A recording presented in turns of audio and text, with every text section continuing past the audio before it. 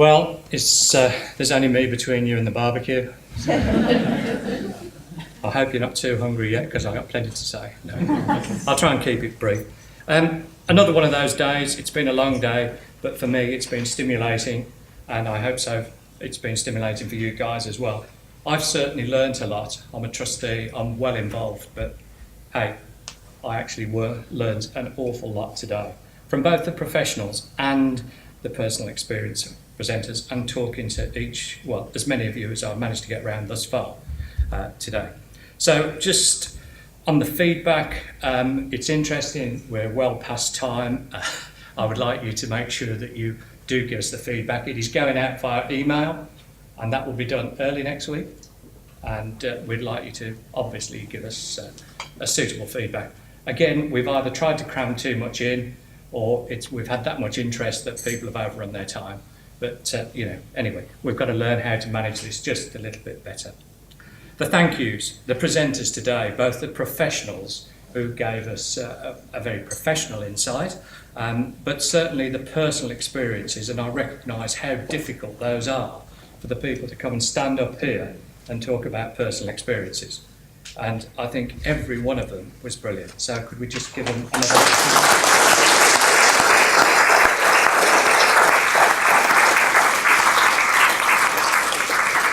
Let's move on to the researchers. We found out today that they didn't have two heads. We sat there, we found them to be a different bunch than we really anticipated. I managed to talk to a couple of them, and they said they really enjoyed the interaction. So we're delighted with that, and again, your feedback to us on that would be most welcome. And thank yous to the supporters and the delegates who've come along today and waited till the end and not crept out in the middle. I'm really pleased that you've managed that. The staff, well, organisation of the conference and the rest of the year, I'd just like to thank them in a public sense about unflinching support and dedication. And they give up time, they work outside normal hours, they do all sorts of things. And again, I'm utterly delighted with the way that things have gone.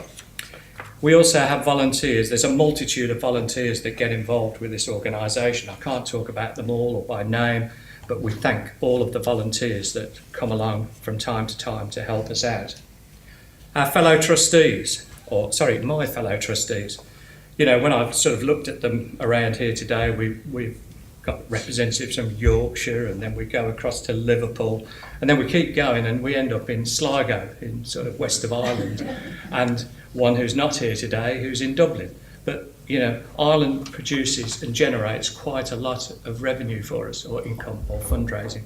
And, I'd like to thank the people of Ireland, particularly they're going through a tough time at this moment in time, but they do contribute, and they contribute an awful lot, not only as trustees, but also financially. Then we move south. I live in the middle, in sort of Birmingham, really. That's where I was born. Then we go down to sort of Hemel Hempstead, all the way to Southampton. Our trustees are everywhere, including Bristol. Got to not remember or not forget that. Later this year, we've discussed actually taking on additional trustees, and we will be putting things into the website very shortly, where we identify trustees that we really could do with, and probably by skills as well as just we want trustees. Yeah. I've been asked to talk about the support committee. Just to remind you, support committee have got support written on them, and they're available throughout the barbecue or whenever you want to nail them. Return of forms or just to chat, whatever, they're available to talk and be willing to do that. If I can just turn to BCRT for a moment, and just a quick sort of update. Harriet sort of briefly spoke about Dr. John Newby. I would like to recognise all of the work that John did. Unfortunately, he passed away last autumn. He was inspirational. He was inspirational and instrumental in gaining the information standard, which we retained. There are a couple of very fearsome ladies who came along to interrogate us, but fortunately we passed, and it's been handed over to Harriet. John was inspirational in the BCRT booklets, and we're always in his debt for that, and we remember him, all of us. In terms of nice. You know, they talked about Mepac, mifemertide earlier, 3.5 years of campaigning and also representation, both by patients and by people within BCRT. Fortunately, we got to the state of being approved and agreed in autumn 2011. A big thank you to the fundraisers for the supporters, the donations, the trusts, the individuals, everybody who goes out there and generates money for us. It's throughout the UK, it's throughout Northern Ireland, it's throughout the Republic of Ireland. Yeah, that's our geography, and we mustn't ever forget that. In 2011, BCRT's income was 620,000. The report and accounts had just gone to the Charity Commission, and that was up from 495,000 in the previous comparable year. What I did was to take an 18-month period this time, so we can do annual accounts now based on calendar years, so it's much easier than chopping off halfway through. So again, a thank you for everybody who contributed and gave us the ability to reach that sort of number. This allows us to fund additional research, and we heard earlier about research fellowships, and we're delighted to say that that process is underway, and based on the current plan, there will be a recommendation to trustees in September board meeting for us to approve that. And again, that's a long-term commitment on our behalf, and it's another step on that path to influencing the research community and getting research done that we want to do specifically. So that's a new venture or a new adventure for us, and it's going to be interesting to see the outcome. BCRT, to allow continued growth, we have to do a little bit of investment. We've come to the stage where we need a chief executive. We feel that we can't grow at the current rate and the way that we've been doing. I've been probably doing that role as a stand-in. I live 150 miles away from Leeds, and on other days I'm actually a trustee of a pension fund, and I also play a lot of golf, so it's very difficult for the guys here to get hold of me. So we're down to the last two candidates. The decision will be made Wednesday evening, and I'm looking forward to having that person in place by September the 1st. So that will be part of the investment. Also offices. Our offices have become a situation whereby we've got a corridor, we've got 4 people who are talking at each other across a very small room, we've got another room downstairs, and it's not really suitable for this particular charity. We've found some more premises which all of the staff, as far as I'm aware, seem to be quite excited about. So we'll be going into negotiation to see if we can move there. It's in Leeds, but it's the next stage of our development and evolution. The website, we saw today that some of the stuff on some of the information on research was somewhat out of date on the website. So that website does need some updating and quite a lot of change. It's served us well, but again, we've got to evolve and develop, and we will be doing that. Greater use of social media, we've heard a long discussion about it. If anybody wants to know the history of the internet, I was there in ARPANET at the beginning over in the US, which was the original network that started all of this, and I can talk for ages about it, but it's pretty boring really. But it's great to where we've got to. ARPANET was something that linked all the universities in the US together. Just touching on BCRT events, they've been hugely successful this year and from last year. London Marathon, that was absolutely superb. We even had one of our trustees running in that, and she made it all the way around, which we were delighted. And we also had 2 others from Ireland, you know, that little outpost that sends people over. And we had a total of, 24, 25 runners?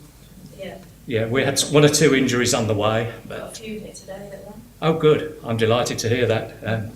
So anyway, the feedback we had from all of the runners was that they enjoyed it. Dirty dogs here, I can see now. So feedback from all the runners was very good. We'd had a tremendous fundraising effort there, and we've exceeded our target. So we were delighted by that.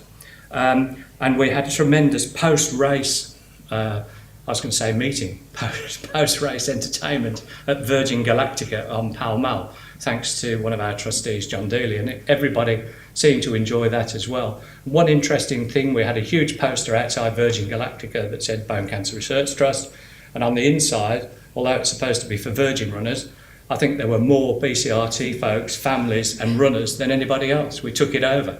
And again, that seemed to be very successful. And I can promote next year, we're increasing the number of places that we have. And application forms out there. Just to continue on this, I can't leave it without London to Paris bike ride. Here we go. The staff have challenged all of the trustees to do something, to take on a challenge. And I said I'd do London to Paris bike ride, 290 miles.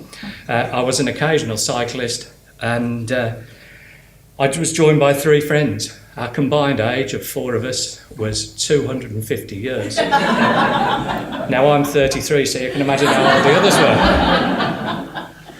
But I can tell you, we all made it. Yeah, there were no broken limbs. We only had one who fell off a bike, who I was saying beware, and he turned around and said what? Boing. But no other injuries. I think it was to me, it was a great challenge, but the achievement was unbelievable, and the emotion and the sense of it, the achievement again, I cannot really express, but it's put me on a sort of cloud 10. So I'd recommend it to anybody who is looking to do something. London to Paris is a fabulous way of doing it. It's also brilliantly organised, and you get a great time, I can guarantee it. But the important thing was not me, it was Kelly. Now, Kelly Cumming actually spoke to us, 3 years ago? 2 years ago. She's from Aberdeen. She's had a below knee, above knee, well, she's had an amputation. She actually completed this as well. She was brilliant. She led us into Paris, and every single one of the 129 people were just incredulous, and it got quite sort of emotional. As I feel a bit like that now. But she was superb, and she just showed with dedication and determination what she was going to do, and that leading into Paris made a tremendous difference. Then a boyfriend proposed. Do we know the outcome? Yeah. Where's the process? Yeah, I think he's waiting for the outcome, but no, she did accept, and it was just wonderful, and she was such an inspiration through the whole of that event, and my hat goes off to her. She was absolutely brilliant in what you can achieve, and she didn't want help, she didn't want sympathy. Yeah, I walked up several hills with her, because I couldn't cycle up them either because they were so long and so steep. Sorry. No, well, we had the difficult course. The rest of them get the easy course, you see. Anyway, finally, to wrap up, it's the Royal Parks Half Marathon on October the 7th. We'd like to promote that. Plenty of places available for runners. And we can also show you a short 2-minute promotion for this. Just to say thank you very much. Thank you for all attending. Delighted to see you all here, and enjoy the barbecue if you are. Safe journeys home if you're not. And please come and chat anytime you like. Thank you very much indeed.